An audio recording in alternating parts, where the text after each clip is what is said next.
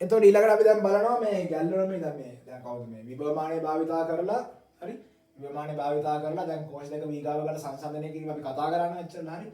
එතකොට අපි බලනවා මේ සම්බන්ධව තියෙන වැදගත් කරුණු මොනවද වෙන්න පුළුවන් කියලා වැදගත් කරුණු හරි. එතකොට වැදගත් කරුණු විදිහට ගත්තාම මෙහෙම. දැන් වැදගත් කරුණු විදිහට ගත්තාම අපි වැඩේ කතා කරා කොහොමද වෙන්නේ ප්‍රොසීඩර් එක අපි කිව්වා. මේක මෙහෙම කරා මේක සිද්ධාන්ත මෙහෙම ගණනය කරා මේ විදිහට පාඩම් ගත්තා අනුපාත ගත්තා ඊට පස්සේ අපි E1 E2 සඳහා ප්‍රකාශ කරනවා ගියා. ලබා ගත්තා ඒක සංසන්දනය කරා. right. එතකොට දැන් මම මෙතන මෙහෙම කරන්නේ. මම මොකද කරේ? E1 ට දීලා L1 කෙනෙක් කමන්න. E2 ට දීලා L2 කෙනෙක් කෙනා මන්න. එතකොට මම මුලින්ම කරේ E1 කෙනෙක් කෙනා ආසුරින් E1 කෙනෙක් කෙනාට සම්බන්ධ කරලා මේ දෙමන් ස්විච් මම බැලුවා L1 දිග කීයද කියලා. එතකොට මෙහෙම නිවැරදිව මට L1 කියලා සම්තුලන දෙකක් නොලැබී ගියොත් මට මේ විදිහට නිවැරදිව සම්තුලන දෙකක් හම්බුනේ නැත්තම් මට මේ වගේ සම්තුලන දෙකක් ආවේ නැත්තම් ඒකට හේතු තියෙනවා. හරි මම ආයෙත් කියනවා ඒකට හේතු තියෙනවා. දැන් මම මෙහෙම බලද්දි මට මෙහෙම L1 කියලා සම්තුලන දෙකක් එන්නේ නැහැ. L2 කියලා සම්තුලන දෙකක් එන්නේ නැහැ. හරි මන්නට එන්නේ. මම කලින් ගාන ගත්ත එක ඔප්පු කරලා පෙන්නුවා ආවේ නැහැ. හරි කේස් එක. හරි. ඇයි එහෙම වුනේ? මොකක්ද හේතුව? ඒක වෙන්න හේතුව තමයි මොකද්ද? එක්කෝ මේ E1 හරි නැත්තම් මේ E2 කියන එක කෙනා හරි E1 වේවා E2 වේවා මේ දෙන්නම දැන් මම මයින කෝෂනේ මම හොයන්න යනවා කට්ටියනේ. එතකොට ඒ දෙන්නගේ අගයන් එක්කෝ E1 ඒ දෙන්නගේ අගයන් ගත්තාම E1 විශාලයි එක්කෝ E0 ට වඩා E2 විශාලයි E0 ට වඩා. ඒ කියන්නේ මොකක්ද ඒ කියව කතාව? මම මෙතෙන්ට දීලා තියෙන එළවුම් කෝෂය නැත්නම් අපි දැන් මෙතන ලෙඩ් ඇකියුලෝමීටර් යන්නේ. හරි ලෙඩ් අම්ල ඇකියුලෝමීටර් යන්නේ. එතකොට මේ මිනිස්සයා දෙන සප්ලයි එක දිනා මේ මිනිස්සයා දෙනනේ වෝල්ටේජ් එක. හරි. දැන් මේ මිනිස්සයා වෝල්ටේජ් එකක් දෙනවා. හරි. ඒ දෙනවට වඩා වැඩි ප්‍රමාණයක් මම මේ හොයන කෙනාගේ තිබ්බොත් එහෙනම් මොකද වෙන්නේ? අනේ මට මැනගන්න බෑ. හරි සම්තුලන ටිකක් නිවැරදි වෙන්නේ නැහැ. ඉතා සරලයි. අපි ඉස්සලා ගණනය කිරීම මගින් එක ඔප්පු කරා. හරි එහෙමනේ අපි ඔප්පු කරන්නේ එකනේ. අපි ඉස්සලා ගානකින් ඔප්පු කරා නේද? හරි. අර 666.66ක් ආවේ. ඒකේ දිග තිබ්බේ මීටර 6යි කියන්නේ සෙන්ටිමීටර 600. සම්තුලන දිගව 666 ගානක්. එහෙම වෙන්න බෑනේ හරි. ඒ වෙලාවේ කියන්නේ සම්තුලන දිග නිවැරදිව අපිට ලැබෙන්නේ නැහැ. තව අවස්ථාවක් තමයි අපිට නිවැරදිව සම්තුලන දිග නොලැබී යන්න මම මේ එළවුම් කෝෂයේ ධනාග්‍රයට මේ එළවුම් කෝෂයේ ධනාග්‍රයට මම මයින කෝෂය මම මයින් E1 කියලා කියනකො මම මයින් E1 කියලා කියන්නකො. දැන් මේ ස්විච් එක E1 ට සම්බන්ධ කරනවා. දැන් මොකද්ද වෙලා තියෙන්නේ? මම මයින් දැන් මේ මයින කෙනාගේ ඍණාග්‍රතාව මෙතනද සෙට් වෙන්නේ. එතකොට එළවුම් කෝෂ ධනාග්‍රතාව මෙතනට එන්නේ. මෙයාගේ ධනට මයින කෙනාගේ ඍණ එන්නේ. එතකොට මොකද වෙන්නේ? ආනේ එතකොටත් මොකද වෙන්නේ? එතකොටත් මොකද වෙන්නේ? අර මට නිවැරදි සම්තුලන දෙයක් ලැබෙන්නේ නැතුව යන අයියේ. ඒකට හේතුව මොකක්ද? ඒ කියන්නේ මෙතනදී වෙන්නේ මොකද්ද? දැන් මෙතනදී ගැල්වනෝමීටර උත්ක්‍රමය ගත්තාම දැන් අර මේ අවස්ථාවේදී ගැල්වනෝමීටර උත්ක්‍රමය ගත්තාම මොකද වෙන්නේ? එයා තියෙන්නේ එකම දිශාවකට අයියේ. ගැල්වනෝමීටර උත්ක්‍රමය එකම දිශාවට තියනවා කියන්නේ ඉතින් කොහොමද මොකද වෙන්නේ? නිවැරදි සම්තුලන දෙයක් ලැබෙන්නේ නැහැ. හරි? ගැල්වනෝමීටර උත්ක්‍රමය තියෙන්නේ එක්ක ධනම පැත්තට එක්ක ඍණම පැත්තට. එතකොට නිවැරදි සම්තුලන දෙයක් අපිට ලැබෙන්නේ නැහැ. එතකොට ඒකෙන් අදහස් වෙන්නේ මොකද්ද? හරි? මෙයාගේ මයින කෙනාගේ ඍණාග්‍රය මෙයාගේ ධනාග්‍රයට සෙට් වෙලා තියෙන එළවුම් කෝෂය. එහෙම නැත්නම් මයින කෙනාගේ ධනාග්‍රය එළවුම් කෝෂයේ ඍණාග්‍රයට සම්බන්ධ වෙලා තියෙනවා. හරිද? නේ? මයින එක්කෙනාගේ ධනාග්‍රය එළවුම් කෝෂයේ ඍණාග්‍රයට සම්බන්ධ වෙලා තිබ්බහම ඒත් අපිට නිවැරදි සම්තුලන දෙකක් නොලැබී යනවා. එහෙම ඒ කියන්නේ ගැල්වනෝමීටර උත්ක්‍රමය එකම පැත්තට පෙන්වනවා. ගැල්වනෝමීටර උත්ක්‍රමය එකම පැත්තට පෙන්වනවා කියන්නේ මෙතන ශුන්‍ය වෙන සලකුණක් එන්නේ නැහැ අපිට. හරි එකම පැත්තට පෙන්වනවා කියන්නේ ශුන්‍ය සලකුණක් එන්නේ. දැන් මෙහෙම ටික තියද්දි එකම පැත්තට පාටාන් කියනවා කියන්නේ මොකද්ද?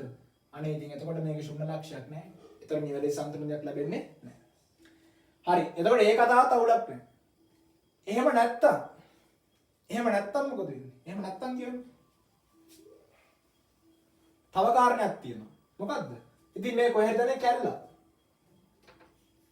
හරි සම්බන්ධයක් නැහැ. කොහෙදනේ කැල්ලා? අවුල් ගිහිල්ලා. හරි විසන්දීමක් ලුහුවත් වීමක් තියෙනවා. කොහෙදනේ කැල්ලා? විසන්දීලා ලුහුවත්. හරි කොහෙදනේ කැල්ලා?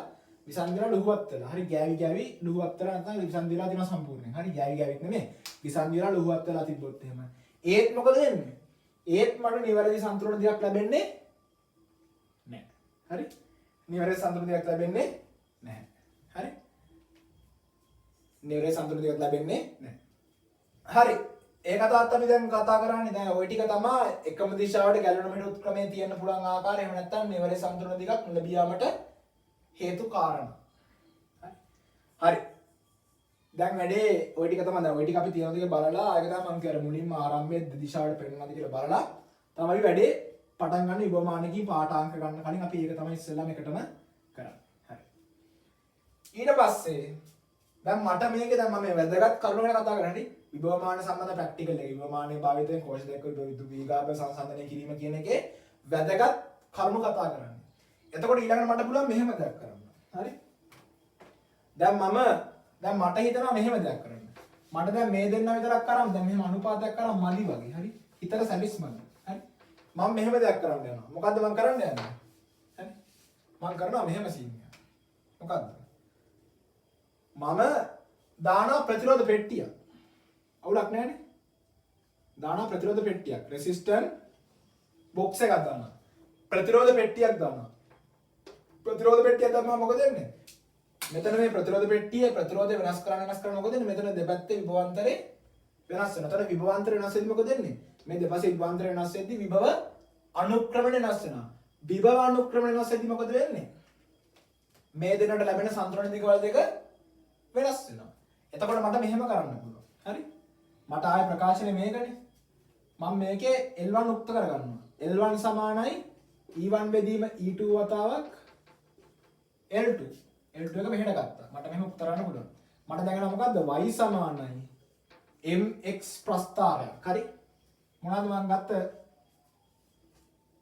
අග්‍ර දෙක. අග්‍ර දෙක නෙමෙයි මොකද්ද? අක්ෂ දෙක. එතකොට x අක්ෂයට ආවා L2 කියන දිග. y අක්ෂයට ආවා L1 කියන දිග. මේ දෙන්නම් අයින්න මම සෙන්ටිමීටර වලින් මූල ලක්ෂ්‍ය බිඳුව. එතකොට මූල ලක්ෂ්‍ය හරහා යන සරල රේඛාවක් ලැබුණා. y සමානයි mx ප්‍රස්ථාරයක් තමට ලැබුණේ. හරි? මට නිකන් ඉන්න බැරි හින්දා ප්‍රතිරෝධ පෙට්ටියක් දාලා මෙතන ප්‍රතිරෝධය වෙනස් කරද්දි මේ කම්බිය දෙකේ වල විභවය වෙනස් වුණා. එතකොට විභව අනුක්‍රමණය k කියන කෙනා වෙනස් වුණා. එයා වෙනස් වෙද්දි මෙයාගේ මේ දෙන්නට ලැබෙන සම්තුලිත දිගවල එක එක අවස්ථාවල يعني මේ RB නැත්නම් රෙසිස්ටර් බොක්ස් එකේ ප්‍රතිරෝධය වෙනස් කරද්දි මේ දෙන්න ලැබෙන සම්තුලිත දිගවල එක එක අවස්ථාවල වෙනස් වුණා. විභව අනුක්‍රමණය වෙනස් වෙන හින්දා. එතකොට මම මේ ආසුරෙන් ප්‍රස්ථාරයක් ගොඩනගා ගත්තා. ප්‍රකාශනෙන්ම E1 බෙදීම E2 කියන අනුපාතය මෙයා නියතයිනේ. මෙයා වෙනස් වෙන්නේ නැහැ. හරි? මෙයා වෙනස් වෙන්නේ නැහැ. හරි? එයා නියතයිද? ඔව් එයා වෙනස් වෙන්නේ නැහැ. හරි? එයාගේ අගේ එකමගේ තමයි. හරි? දැන් මේ ප්‍රස්ථාර අපි තැන් දෙක දැන් හිතන්න තැන් දෙක අපි අනුක්‍රමණය ගත්තොත් එහෙම මෙතන දැන් මේ අපි θ නේ ගන්න. එතකොට tan θ කියන්නේ මෙයාගේ අනුක්‍රමණයනේ. හරි? එතකොට මේ අනුක්‍රමණය කියන එක කෙනා මේ හැමතැනම tan θ කියන මේ අනුක්‍රමණය කියන එක කෙනා මෙයාගේ හැමතැනම සමානයි. හරි? මූල ලක්ෂ්‍ය ආරයන සරල රේඛාවක් ලැබෙනවා. හරි මට එතකොට මේ විදිහේ වැඩ කටයුත්තක් කරගන්නත් ඕන නම් පුළුවන් මගේ ආසාවට ප්‍රස්ථාරයක් අදින ආසාවට වැඩේ කරගන්නත් පුළුවන්.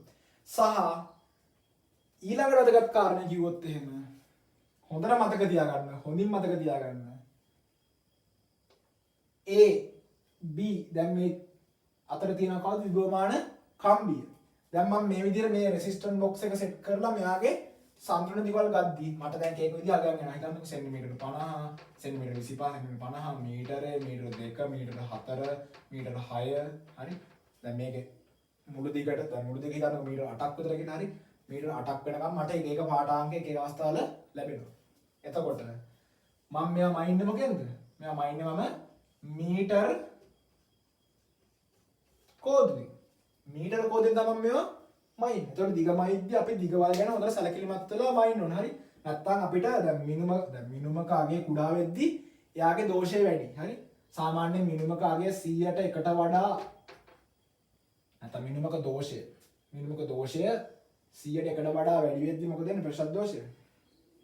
ඒ මිනුම අපි සලකන්නේ වැරදි කියලා. හරි? දෝෂාගතයි කියලා. එයාගේ දෝෂය 100කට වඩා අඩු නම් තමයි එයා හොඳයි කියලා අපි ගන්න. හරි? ඒ වැඩ කරන්න ඕනේ. හරි? ඒ වගේම මෙයා දිගේ මම කියවගේ අතුල්ලන් එහෙම යන්නේ නැහැ නේ. මේ සාර්වජනික ස්පර්ශයේ මේදී අතුල්ලන් එහෙම යන්නේ. අතුල්ලන් ගියොත් එහෙම මෙයාගේ මේ විභවමාන කම්බියේ ඒකාකාර හරස්කර වෙනස් වෙලා විභවානුක්‍රම වෙනස් වෙන්නත් තැනින් තැනට පුළුවන්. ඒ වගේම නැත්තම් මේක මොකද වෙන්නේ? කඩතුළු වෙලා පළුදු වෙන්න හැකියාවක් තියෙනවා. හරි? එතන විභවමානය සම්බන්ධයෙන් වැදගත් කරුණු ටික ඔය ටික තමයි කියන්න දෙන්නේ. විභවමානය සම්බන්ධයෙන් කියන්න දෙන වැදගත් කරුණු. ප්‍රතිරෝධ පෙට්ටියක් සම්බන්ධ කරලා මේ විදිහට ප්‍රස්තාරයක් හදා ගන්න පුළුවන්.